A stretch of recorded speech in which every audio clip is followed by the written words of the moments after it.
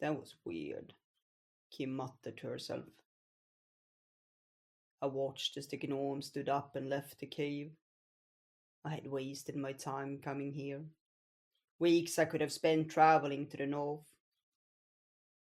The gnomes had nothing but riddles to offer, empty words about the past they did their best to hide. Only their customs kept me from leaving, and we would stay here until the last tale had been shared. I left the cave to stand by the edge of the cliff and looked out over the land below. It was still free of the clutches of the queen, but not for long. I could rely on no one else now. There was no one to aid me. I had always seen this path before me, hoping until the very end that the tribes would rise and offer resistance. But it was a lost cause. I saw that now. I had nothing. So much time lost, with nothing gained. My only fortune was that winter was upon us, and the queen would make no headway in the coming months. We would travel north after this, spending the winter with the nomads. We could shelter there, readying ourselves for the spring. I turned away from the view and almost collided with Kim. They asked us to come back. And so the farce went on. Thank you, my child. She left, and I followed her to the cave. The gnomes had already gathered, and I took my place in the circle with the others. With some luck, this would be over soon. And so we have gathered once again. We will hear your tales and listen to what you have to share. Sylvie steered next to me, and I braced myself for the stupidity to come. I want to share what the forest told me. The gnomes nodded in approval. It was useless, just as I had thought. I had long since given up on wondering what the forest had conveyed to her on that fateful night when she decided to come with me. It held no importance, or else I would have seen the fruits of it. Just like the elves, the forest cared nothing for the queen and her war.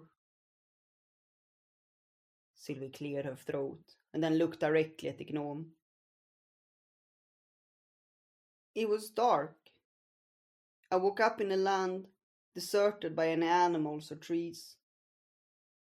At first, I could see nothing, and then flames appeared on the horizon. I watched them consume everything in their path, and when they came closer, I turned and ran. They spread until the world around me was burning. I. She paused and sobbed.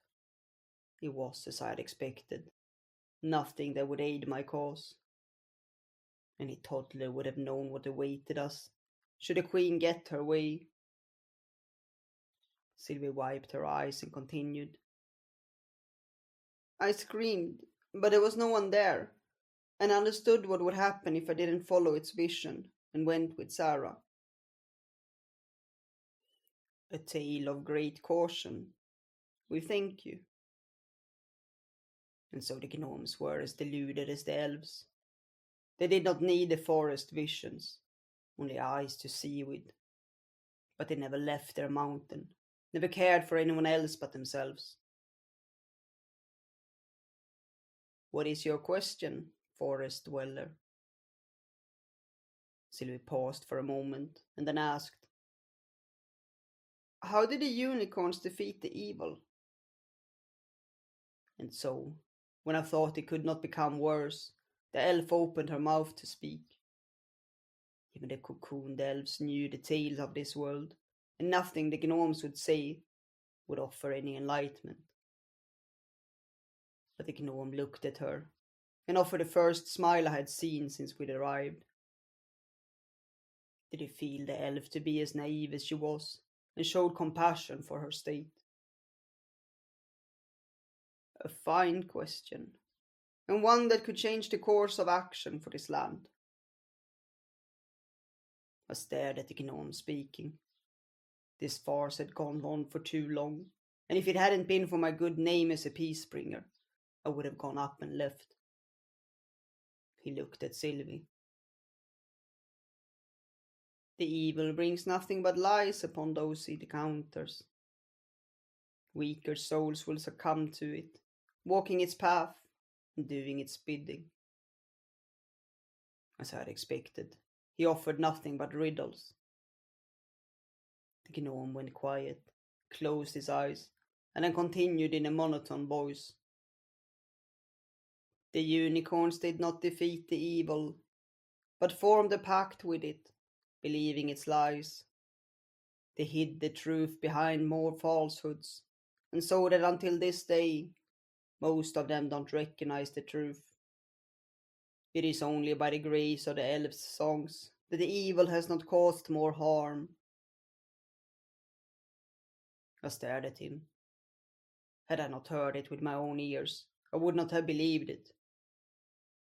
I knew no lies would leave the mouth of the gnomes, and yet it could not be true. The gnome sat silent, his eyes closed. He must have understood what he shared, known the consequences of his words, and yet he offered nothing more. The legend of our race could not be a lie. The unicorns defeated the evil. We did not make a pact with it. What purpose would our actions have had until now, should that be true? What tale do you have for us, wanderer? Another gnome spoke and turned to Kim. She must have replied, but I no longer heard her answer. Had it all been a lie? Was the legend of our race nothing but a falsehood? But we were peace bringers. Vina, the forebearer of our tribe, had brought the name upon us, and we had followed it ever since. The gnome must be mistaken, and the truth something else than what I believed. But it did not lie. I stared at the stone floor before me. Had my life until this point been a fraud, a pretense built upon falsehood? Had my actions been based on nothing but a hoax? I had began this journey, my uprising against the Queen, with the wisdom of our race, and the knowledge that we did not bring war upon this land. Had it all been a ruse? And so the tales have been shared, and the questions answered. We thank you for the wisdom you have brought to us from the land far away. I slowly raised my gaze. The gnomes were leaving the cave. Kim must have already shared her tale. I stared at the dark stone floor. I had nothing left. It had all been a lie. Sara? Sylvie's voice reached me from afar, but I paid her no heed. She could not understand the consequences of the gnome's words, did not grasp the meaning of them. We need to leave. She must have left, because the cave fell silent. My cause had failed, built on falsehood and lies. I had nowhere to go. It had all been a hoax.